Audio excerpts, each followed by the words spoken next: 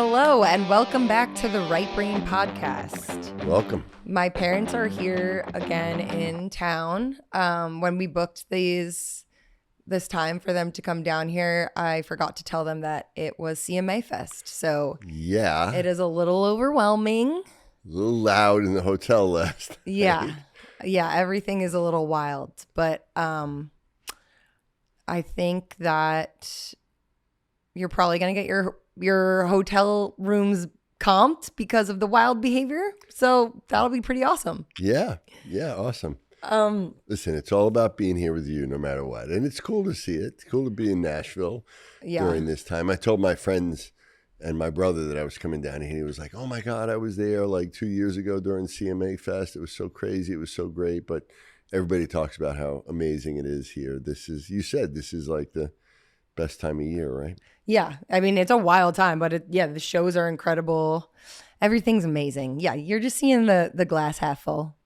But okay. So today I think we're going to talk about, primitive reflexes because we have covered this before, or we haven't covered it before. We haven't done a whole episode about it yet, but we've touched upon it. But I'm just like trying to, always kind of reiterate the things that you're talking about because these things are like the ABCs to you, but to most people, everyone's like, I have no idea what this is. So I think we're going to do like a whole breakdown of primitive reflexes for you guys because honestly, it's like, you know, what a lot of it is like your life's work, like all the research you've done and it's so important to you. And it just makes everything make sense. And I don't think that it's been explained to us this way before, so it's like also just very rare information that you hold. Well, you know, quite honestly, probably most people have never even heard that phrase other than during this podcast. Yeah.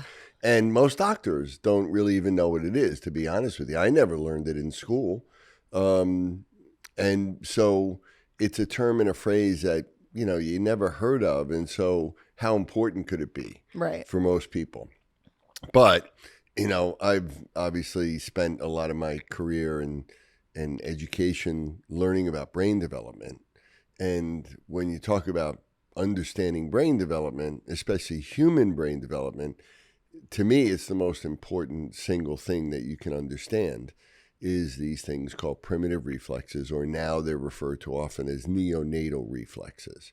But you know, it's something that I've spent a lot of time researching, and I've probably at this point published more than anybody in the world on it, as in regards to what's called retained primitive reflexes. Oh, right. I forgot the retained word. Yes. Well, I'm just a girl. Retained means that they didn't go away when they were supposed to. So it all starts off with that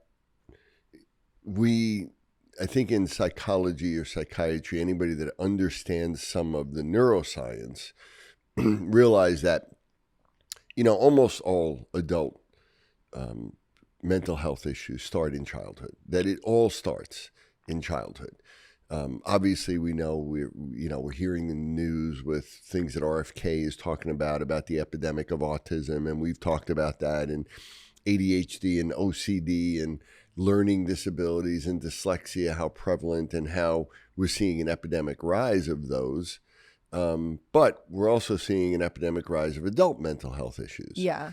And, you know, right now, the conservative statistic is that 20% of children have some sort of mental health diagnosis, and that 20% of adults. Now, is that a coincidence that there's 20% of children and 20% of adults, or is it actually the same population that never went away, right? Well, what do you mean? Meaning that 20% of children became 20% of the adult population. Oh, yeah. Right? Yes. And even though, and those are really conservative estimates, because now it's probably much, much higher than 20%. 100%. In some populations, amongst artists, no, it's 100%.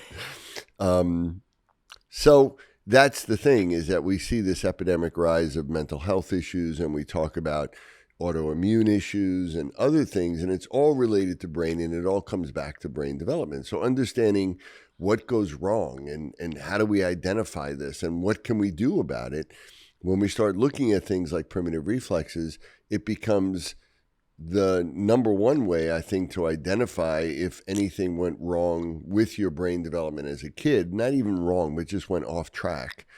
And also it becomes, for me, the first target of any sort of treatment that is going to be able to really make long lasting and deal with the root cause, right? When we're talking about what is the root cause of mental health, what is the root cause of these things, what is actually happening in the brain.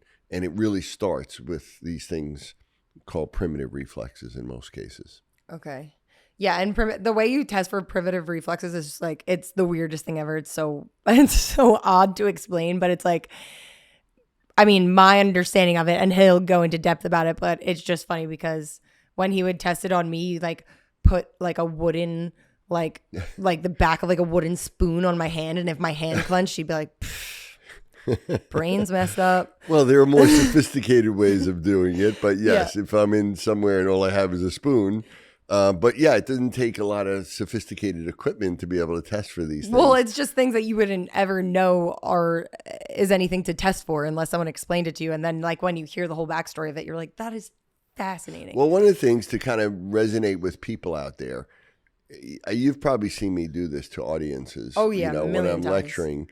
And when I'm with a group of people, and even really, because remember, as we talk about, any sort of imbalance in the brain, which is almost always related to retained reflexes, usually starts more in people that are pretty gifted in the area.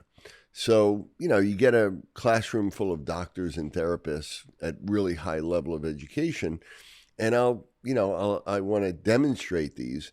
And the first question I ask is, does anybody out there really jump or startle when you hear a loud noise, right? Yeah. So, that's something that people can relate to, that where it's almost feels uncontrollable. Like if somebody jumps out or somebody says something or somebody pops up or even something might come at you quickly, you jump or your whole body flinches or you startle really strongly, right?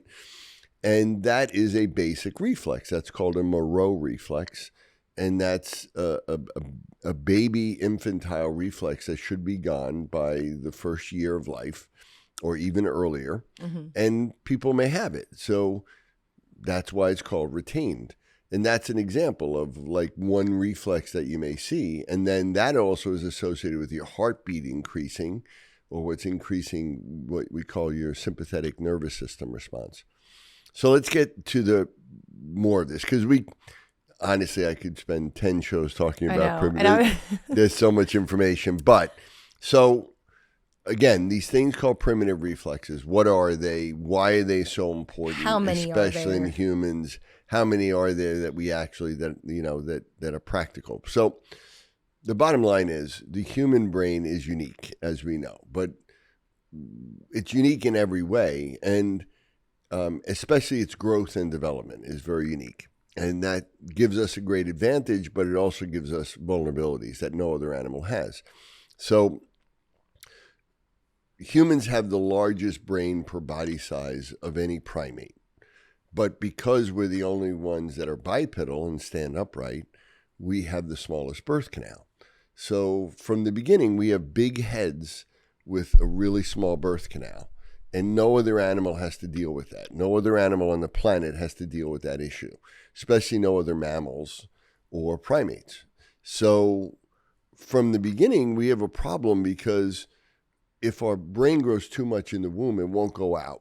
It won't get out. So that's not going to be conducive to the baby or the mother living. So we've had to, through nature, develop a way of keeping our brain or genes that grow our brain relatively restricted, so our head stays relatively small in the womb, so that when we're born, a baby's head is only about 20 or 25% of the size of the adult brain that it will have, which will be 90% by the age of 3.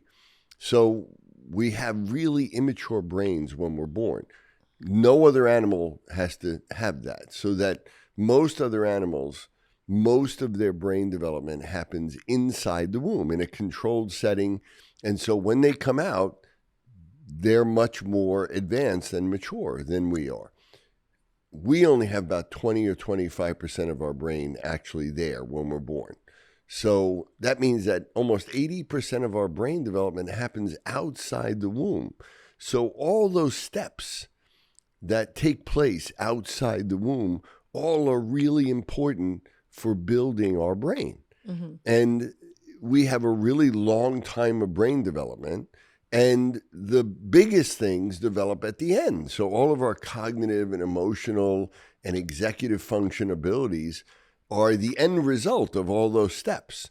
So any slight deviation in that developmental trajectory, what I call this developmental brain blueprint, any deviation from this blueprint actually has a big impact on our brain, where it really doesn't have that much of an impact on any other animal. So the genes that build our brain have to be able to know when they're outside and they can grow versus when they're inside and they can't. And one of the main things they do is that they're highly sensitive to any sensory input. So the genes that build our brain, which are 84% of all of our genes, by the way, that's how important our brain development is. 84% of all of our genes are active during brain development. Wow. And they happen to be the most sensitive genes to environmental input because they need to be able to know. So light, sound, gravity, touch, temperature, movement, all of those things, when we're outside the womb, we're getting it at a much higher level than we get it inside the womb. And now the brain knows I need to grow. But to initiate all of that, we need to be able to move. So we need to move into the world, to engage the world, to engage our senses, to create feedback, to stimulate these genes, to turn them on, to cause our brain to grow. And then we need to do that in increasingly complex ways to build a more complex brain. Mm-hmm. The problem is, because our brain is so immature, the part of our brain that moves us later on in life isn't there yet. So like a horse can run, full out run in under 2 hours after they're born. Oh, wow. A human, we're lucky if we walk at 12 months. Mm-hmm. That's a huge difference. Yeah, that's crazy. So the motor cortex, the part of our brain that will literally in our brain move us and let us move our own body, isn't there and won't be there for a while. So we need to move to build our brain, but the part of our brain that moves us isn't there. So what's the answer? Primitive reflexes. This is the reason why we have them and why they're more important in humans than really any other animal. I don't really know if animals really have them per se, mm-hmm. even though they're built on those types of movements. So primitive reflexes are these basic programmed, what we call stereotypical movement patterns that come from our brainstem, so the lower part of our brain, which is active when we're born, and they allow us to move in different ways and to feed ourselves and to interact with the world and to even get ourselves out of the birth canal to begin with. And they're critical, and they need to lead us through the first year of this development and all these stages to eventually to the point where at 1 year, basically every baby should be able to walk a few steps, talk a few words, and be able to point and have good eye contact. That's when the reflexes are gone by that time? And then they should go away, right? Okay. So basically, the last reflex is really on the bottom of the foot called the Babinski. And just as a baby gets up and walks at 12 months, yeah. It's a funny name, Babinski. It's just, though, there's the things you just pull out of your head. You're like, 84%, the Babinski. I'm like, I can't even, yeah, carry on. Sorry.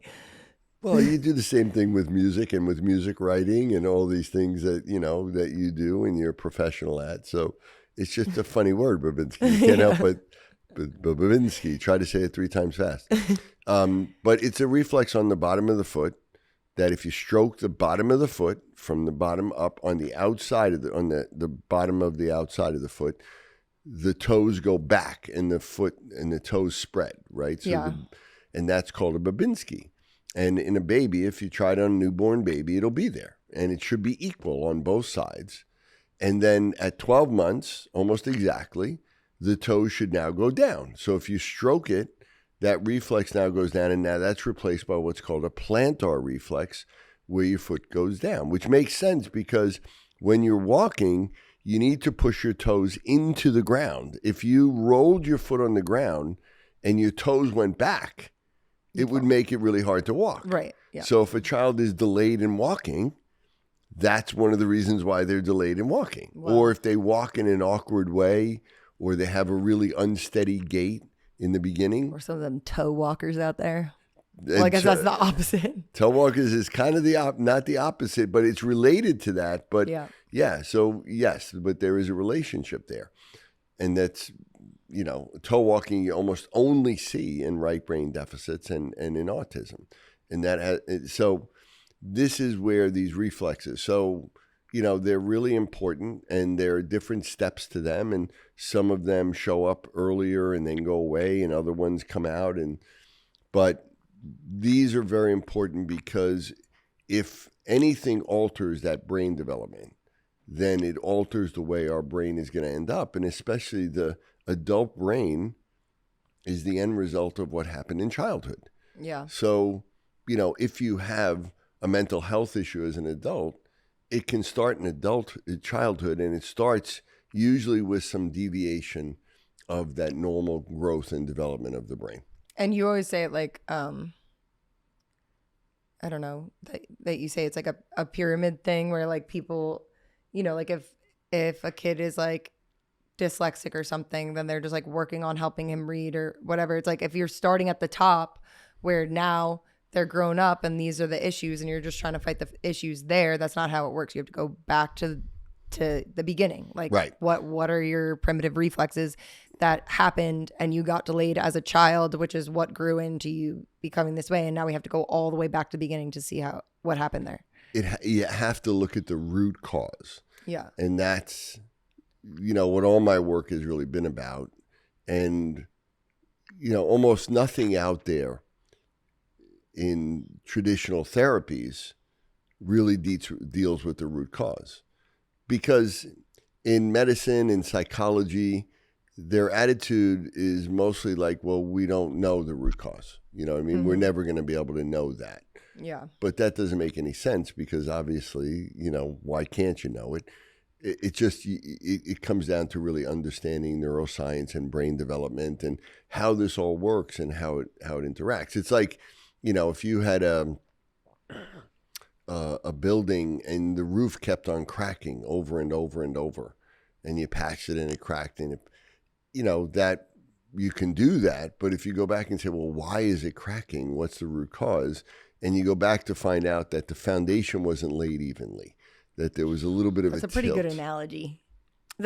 I use it a lot. Well, because building the brain is like building a building or a home. It starts with the foundation, and that's how the brain starts. We build from the bottom up in layers, and then the brain grows, and then it comes down and regulates everything. So ultimately our brain, top down, is supposed to regulate everything: our immune system, our digestive system, our muscle tone, everything, the way we perceive and filter sensory information, and also obviously control our thoughts and the way we process information. But when I use the analogy, I usually even show a picture of like a foundation and a building, where if you're building a house, you have different floors, and then you're going to build a roof. But the foundation needs to be solid. If the foundation is not solid, then nothing on top of it is going to be solid. Yeah. And in the brain, the foundation of the brain is the brainstem. And that's where all the reflexes come from. And when we say that the base of the brain needs to be solid, the foundation needs to be solid, that means that it needs to be fully mature. And if those reflexes are there, that base has never fully matured. And you can just be like a Tower of Pisa out here. Exactly. That's another good analogy. There you go. Thanks. That's your Italian creative part. But yeah, that's a perfect example. Like you look at that, that's, the Tower of Pisa leaning there. And if because it leads to these imbalances. Right. And that's the thing. It not only delays, so what does it do? And so one of the, I've done like the only really relatively large randomized age-match controlled double-blind study looking at retained primitive reflexes in autism spectrum in children, adolescents, and adults.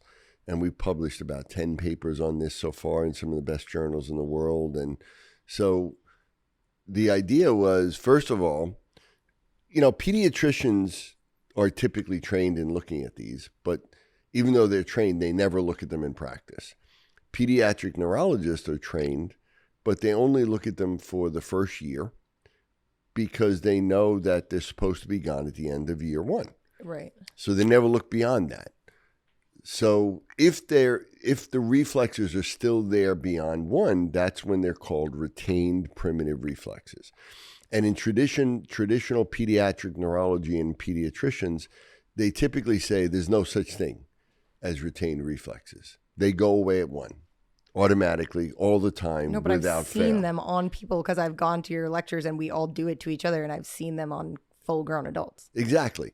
But if you say to a pediatrician or first of all, pediatricians don't look at them. And I have pediatricians and someone that, works with me now and tells me, she's been in practice for 30 years and she didn't have an interview of her on my Instagram. And she said, I don't look at any of these. I never look at them. I learned about them, but I don't look at them. And she'll tell you, I don't really know anything about brain development. I have no idea. Right. Mm-hmm. And so, pediatric neurologists, if they'll look at it and they'll say, well, there's no such thing as retained reflexes. And if you ask them, have you ever looked at a child or anybody after one and looked for reflexes? And they'll say no. And I say, why not? And they'll say, because I know the reflexes are gone. Well, have you ever looked? No. Well, how do you know? Because I know. But you've never looked, right? That's literally the way if you don't look, you obviously never see them. Mm-hmm. But the literature out there clearly states that even in normal populations, somewhere between 5 to 27% of the population still has some retained primitive reflexes, right? Yeah. So, it's out there, but they have no clue about that. Right. So in our study, we wanted to look at a couple things. One is there such a thing as retained primitive reflexes? And that's why we looked at children, adolescent, and adults. And we were able to show clearly we had multiple doctors all look independently who were trained to look for primitive reflexes and all identified that, yes, these reflexes are there. I can use it as a party trick sometimes. I'll just Absolutely. whip it out. I'll be like, let me see your hand. Let me see the bottom of your foot. Oh, brain development, a little off. Or just go up behind them and clap real loud. And well, see honestly, if they jump. I still have that one. So that's my favorite one. But so the other thing was, okay, so let's say they are retained, and we pretty much proved that they are. Other people have also, done research on this as well. But then the question is, so what? What does that mean? What impact does it actually have on the brain? Right. And how would you go about fixing it? Right. And nobody really, quite honestly, has ever really answered that question before. Like, okay, well, we know that there's a relationship, or we believe there's this relationship between retained reflexes and different types of childhood and even adult disabilities, even though no one really ever talked about it in adulthood until I started really looking at it. They just looked at it in children and said, okay, children with ADHD or learning disabilities or dyslexias, they have these retained reflexes. They never said, well, do adults have these reflexes? Yeah. And I showed, and that's probably another story, but yes, we've been examining doctors and therapists. We would have them test on one another and we'd find them there all the time. And I was like, oh my God. So obviously if they don't go away at one, they may never go away. Right. And they stay there for your whole life unless you do something to get rid of them at some point. And so what do? What they do is if they don't go away, now they're supposed to lead you through this early brain development in the first year and get your brain to mature and become more complex. And then they should go away and allow you to have more complex freedom of movement now that your motor cortex is built and you can control your own movements and you interact with the world in more complex ways and build a more complex brain. And now you build the next level and then the next level and the next level. And then ultimately cognitive abilities emerge out of that part into the brain, out of the brainstem into the brain. And then once you complete that process, now the brain comes down and regulates everything. And so that's the way the brain should mature. If the reflexes don't go away, now they hold back brain development. They keep the brain in a more immature state.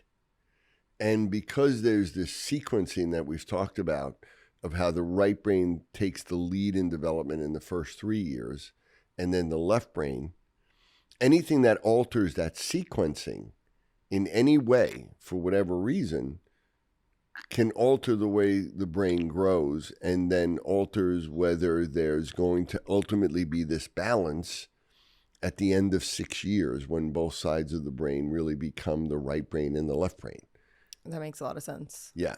So what we were able to show is that if the reflexes don't go away, they hold back brain development, keep it in a more immature state, but then they can lead to these imbalances where they can either then stop right brain development too early and the left brain comes online too early, or the right brain slows down and then it becomes too dominant over the left and prevents the left brain from coming online too early. But either way, these imbalances start, and there's other things that can create these imbalances, but having retained reflexes is almost always going to lead to an imbalance. So the two real root issues, and really a lot of this goes back to what starts it all. What starts it all is that there may be something either prenatally or in the womb or during the birth process that alters the expression of genes that build the brain, that cause the brain to be slow and it's a little bit behind. These reflexes aren't showing up when they're supposed to. And so that's where someone may miss a milestone. They may not, like the first milestone for me outside the womb is when a baby should, if a mom chooses to breastfeed, a baby should be able to latch on without any problem. 85-90% of the kids that we work with, especially the kids that don't speak, could not latch on initially. Yeah. And that's called a rooting and sucking reflex. And that's one of the first reflexes. And if a baby can't do that, or, and a lot of moms, of course, blame themselves and say, well, I wasn't producing enough milk, which may be true, but, it may also not be. It may be that the baby wasn't really able to latch on fully, or the mom may need to use a nipple shield, or it could be really painful. None of those things should happen that way. It should be a really natural process. Yeah. And if it isn't, why? And the reason is that the rooting and sucking reflex isn't there fully when it's supposed to, and the baby's having a hard time really doing that. And the way the quality of the way the baby latches and sucks is what actually helps to stimulate what's called oxytocin in the woman's brain that creates the amount of letdown of the milk. So if you're not producing enough milk, it's not often the mom's fault. It's more that the baby wasn't stimulating that whole reflex as much. Wow. Okay, that's incredibly fascinating. Okay, so that's one of them.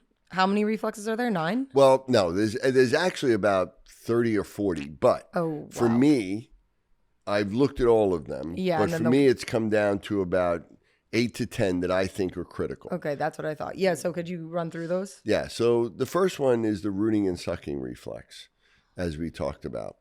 And this, you can see it in a baby. If you stroke their cheek, their mouth should open, their mouth should turn, and they should open their mouth as, to latch on. And then once they latch, they should be able to suck.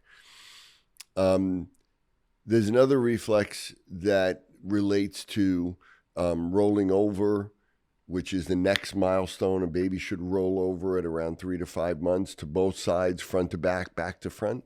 And they should be okay being on their belly.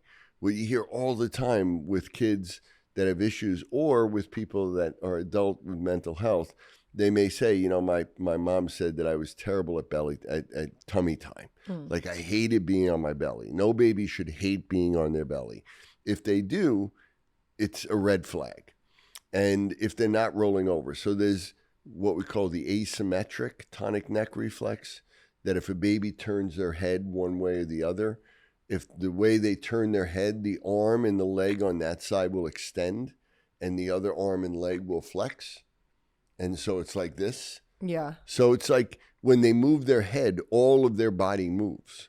So it's almost like being a puppet on a string, right? There's another one called the tonic labyrinthine reflex. And many of these reflexes are there because they're there first to get the baby in the right position. So a baby miraculously around the end of the third trimester should automatically get into the right position, upside down and backwards. And they should be doing that without the cord get wrapped around their neck or their body. They should be deep enough down that when they're in the right position, they induce the water to break and that for the birth process to move forward. If a baby is not in the right position, if a baby is breech or is what we call sunny side up, or if they're stuck, or if they're not deep enough down in the canal where the mom needs to be induced, why? Mm-hmm. And the reason is these reflexes aren't there when they're supposed to be, or they're not as strong as they should be. Right. And they're not getting the baby to do these automatic movements at the right time. So the timing is off, right? The baby is 9 months, but their brain isn't 9 months and their movements aren't where they should be at the right time. There's this mismatch, and that usually leads to a C-section. And then the next time you're supposed to use these reflexes is to literally babies birth themselves out of the birth canal. So these reflexes to be able to, so again, being able to twist down the birth canal. When they come out of the birth canal, they go down to the right. How do they do that? They do this with this asymmetric tonic neck reflex. When they turn their head, it helps them to twist down the birth canal. Then there's another one called the spinal galan. If you stroke either side of the spine on a baby, they'll flex like into it. I know. Yeah, I've seen that on people. Yeah, so that is so the baby can push themselves out of the birth canal, and especially near the end. I have a lot of moms who, again, they needed forceps delivery, or they needed a vacuum to help get the baby out, or the baby was out and then got kind of sucked right back in, and they had to push on the baby. That should never happen. Why is that happening? Because the baby's not really doing their part of the job. They're not, those Stupid reflexes baby. Aren't there, lazy baby.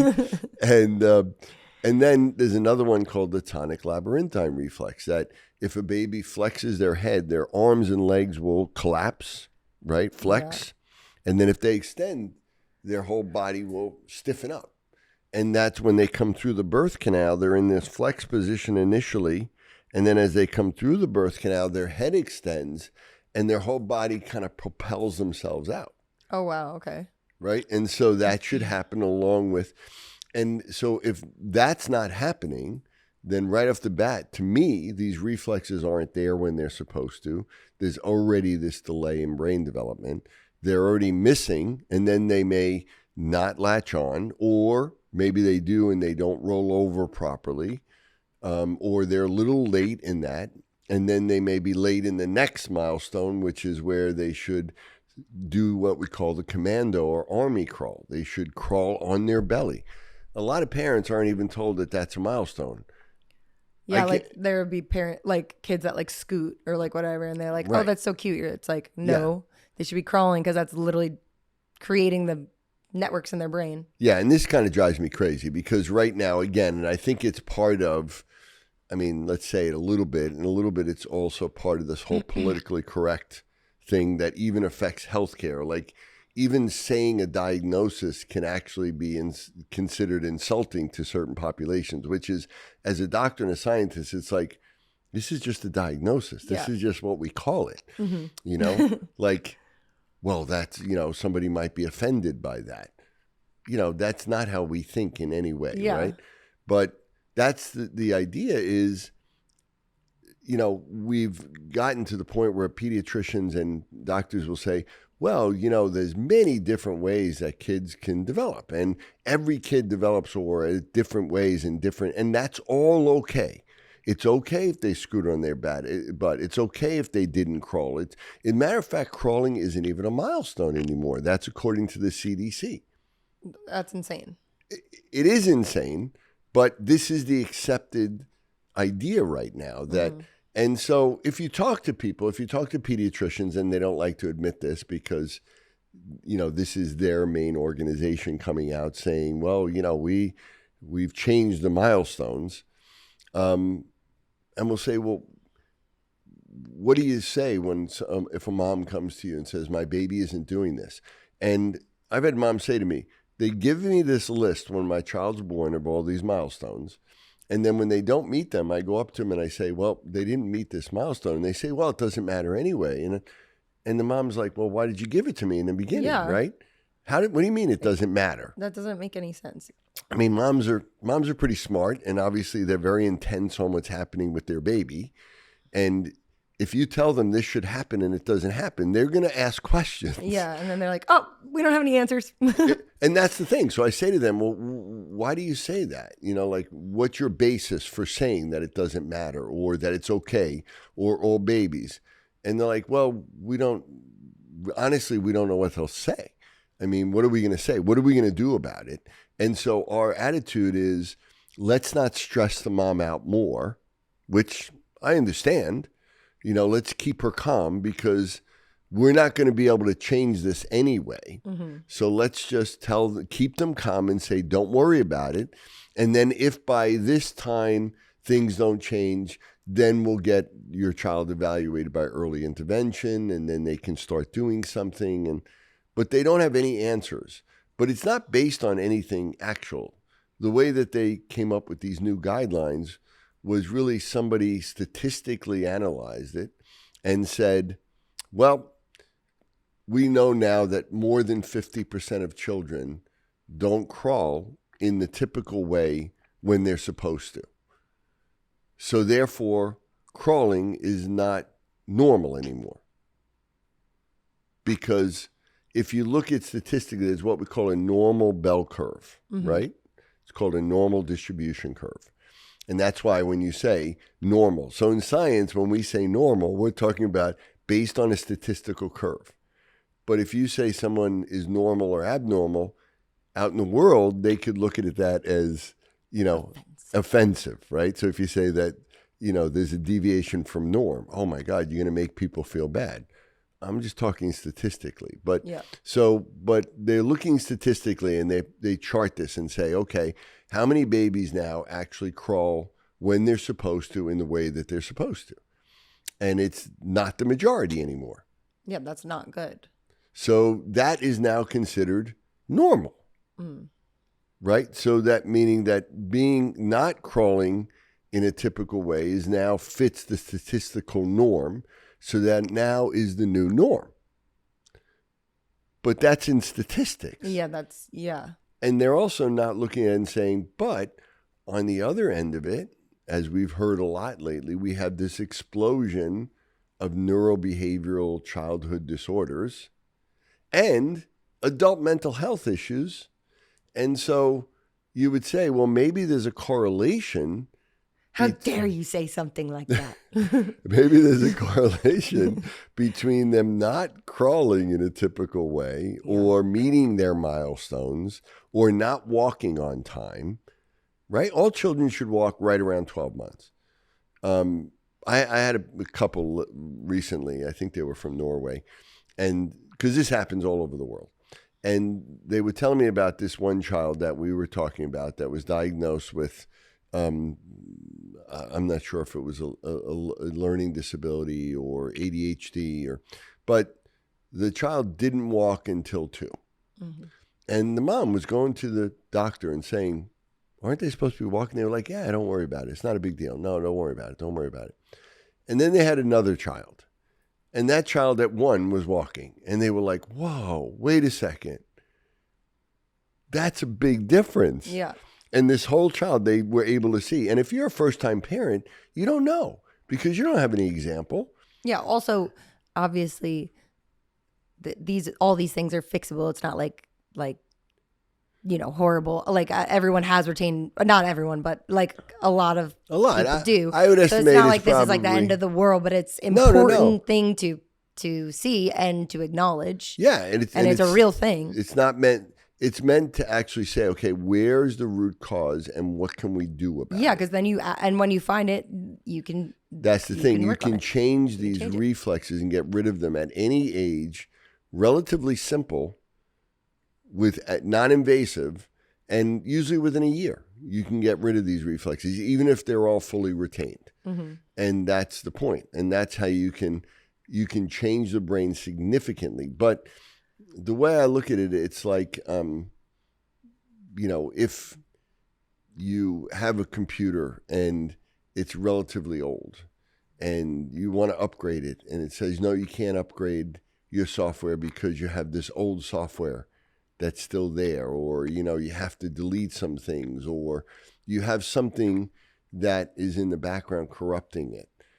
And even though the computer may work and it may be okay, and it may have been a really expensive computer and a great computer, but it's not functioning at its optimal level because this old software was in the background constantly slowing it down. Mm-hmm. And that's what it is. Another great analogy. Really, these are good. I just thought of that now. So it's like that. It's like, as our brain every year, especially early on when we're growing, it's like our brain gets a new upgrade. We get a different, a faster processing chip. And we should have this, one on the right and one on the left, and they should match relatively. If they're too far apart, then we can't synchronize, we can't communicate, we can't link up the information. And so each year, basically, we get an upgrade. But what happens is that if these reflexes are there, they keep the brain in an immature state, and it's like this old software never goes away. It's always there in the background. Yeah, that makes sense. And it's going to prevent the upgrade from happening. And now one side may be getting upgraded and the other one isn't. And then that imbalance, it's like, if you have an old piece of technology, you can't synchronize it with your new technology. Your new iPhone may not sync up with, your old Apple computer or something, just because they're different processing speeds. Yeah, that puts it in perfect perspective for sure. Yeah. So it doesn't damage anything. It doesn't break anything. It just keeps things operating at a slower state. It keeps the brain in a more immature state, and it slows down certain networks, which may cause other networks to speed up too much, and then this leads to an imbalance. Yes. Yeah. Wait, okay, so I don't know what you said, maybe 5 of them? Well, we said rooting and sucking. Yeah. There's another one around the mouth called a snout reflex that if you push on it, your lips automatically pucker up, like involuntarily, like you're blowing a kiss or something. Okay. Then we said asymmetric and symmetric tonic neck reflexes. Right. Then there's the tonic labyrinthine reflex. There's the Moro, that startle response talked about. I have a question about that, actually, because I feel like when I was a kid, I had him on Moro, but mostly because Robbie and Ty were like locking me in the basement and I would like lose my mind. So I was always scared of things. But I feel like for a while it like went away. And then my friend Ashton, who is the most gentlest little person, but we were living in the same house, and I would see her like anytime I'd like come down the stairs, she would just be like, I'm here. But I wouldn't hear her, and I'd come down and I'd be like, ah!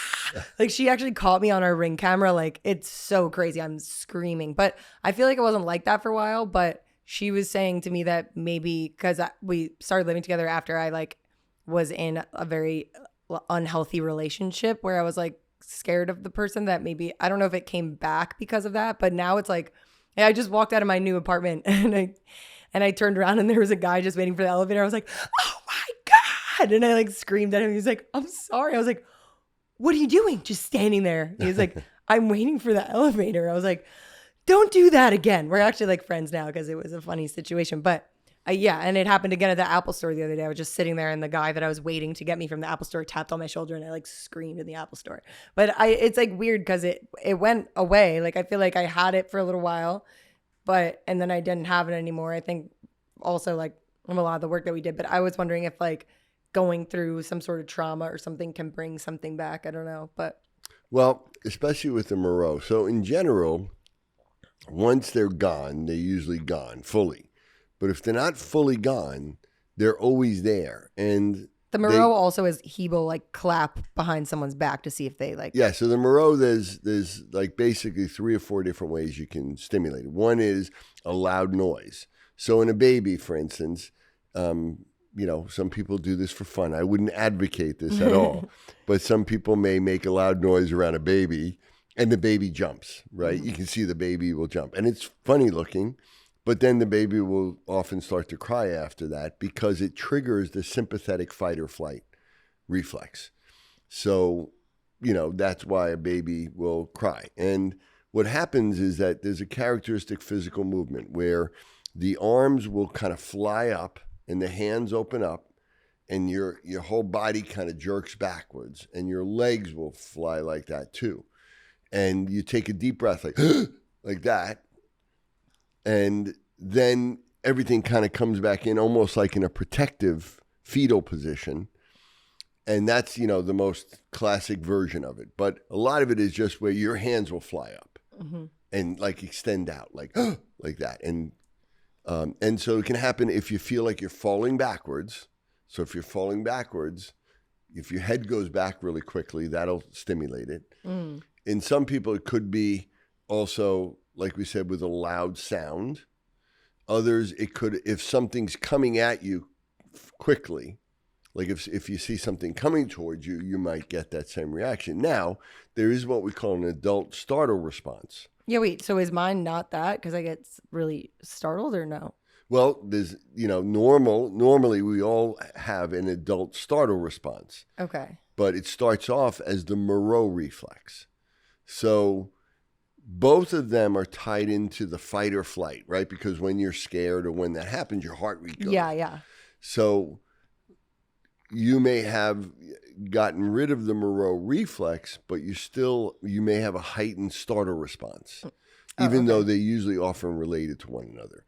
I think we had talked about in the past how when you look at PTSD, for instance, right? Like if you look at soldiers at war, it's about 15% end up with PTSD. And the question is, why 15%? They're all exposed to the same traumas of war. Why are only 15% of them actually truly, labeled with full PTSD? And one of the things that was shown is that in that 15%, they have an increased startle response. Which could mean that they had a retained Monroe response. Exactly. Oh, God, that's so fascinating. Yes. Wow, that's pretty cool. And that's also true with people like with schizophrenia and other mental health issues, that they have an increased startle response.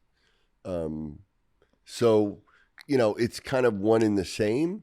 But now with reflexes, if they're not fully gone, they're always there. And they might, at certain points, if you're traumatized mentally or emotionally, they might come back. So then there's what we call retained reflexes, which is where they never go away.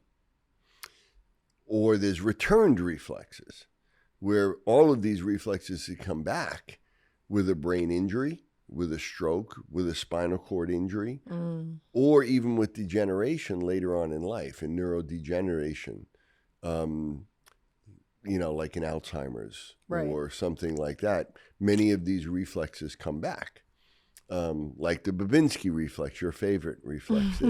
That is a classic sign that, any doctor that, that's been through any sort of training in neurology, that the Babinski sign is most likely been taught to you as a sign that there's a brain injury and not that it was a primitive reflex. But that's what it is. And most of the reflexes that were looked at as brain injury reflexes are actually reflexes that are really looked at initially as primitive reflexes.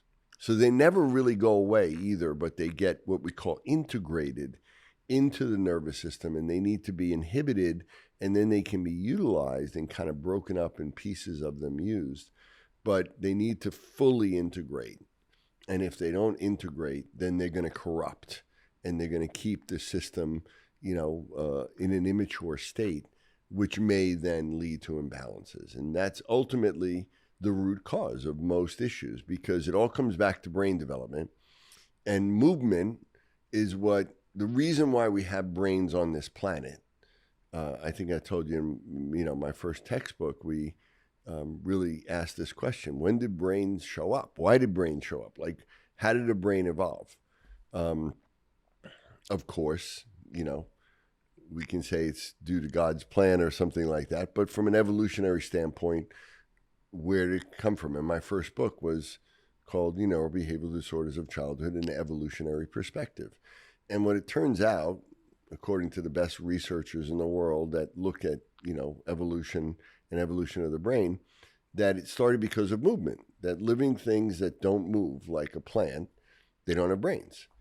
Living things that move have brains. So movement is the reason why we develop brains to begin with. Mm-hmm. And movement is the main thing that leads us through brain development. And the thing that leads movement is primitive reflexes. So the most important thing to brain development is that these reflexes are coming on when they're supposed to, the way they're supposed to, and lead us through those brain developmental stages, and then they need to go away. And if they don't do that, if they don't come on, then they don't go away when they're supposed to.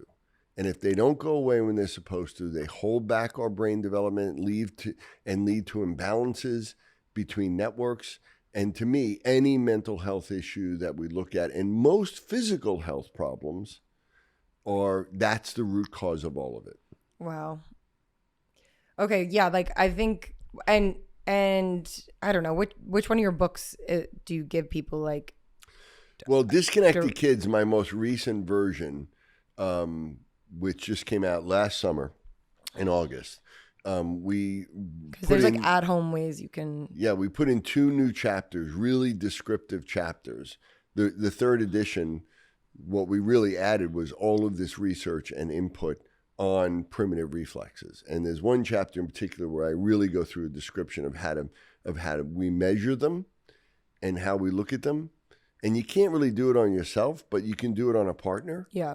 And I also have an ebook or booklet that I've created that maybe some of our listeners can read into, because when I wrote these chapters in this new book, it was, when I first wrote it, I think it was something like 50 pages. And for a chapter, that's kind of my editor was like, this is way too much information. Yeah.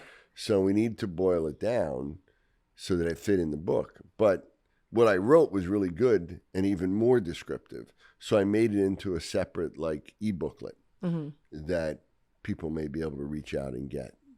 Okay. Maybe we can put it on our website or something for them to access that. Yeah, for sure. It's a fun little party trick, guys. Just everyone test out if you have primitive reflexes. It's fun. Yeah, just go behind people and clap really loud. Yeah, see if they freak out. And if they don't, they're fine. But what happens is, if you do that, honestly, you're going to see some people may literally fall to the floor. Yeah. And that's a really strong Moro reflex, right? So be careful. We're only joking about this. Yeah. If anybody gets hurt, we're not liable. Not our fault. Okay, well, I think this was a crazy amount of information. We're going to have to do 5 more episodes on this, but I think that you went through that so smoothly, and yeah, it's so fascinating.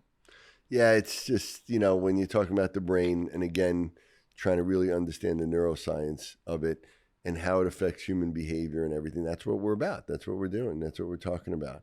And we just touched on the surface of it, but hopefully people now understand the term, what it means, why it's important, and, if they may have something, and that, as you said, message of hope, that we can get rid of those or integrate them at any period in anyone's life. Yeah. But the earlier we do it, the better. But once you get rid of the reflexes, if they're there, there's always going to be an imbalance. So you also need to deal with the imbalance. And that's what we've been talking about the whole time. Okay, guys. I think me and my dad are just going to go party at CMA Fest. So we'll see you next time. All right. Love you, honey. Love you too.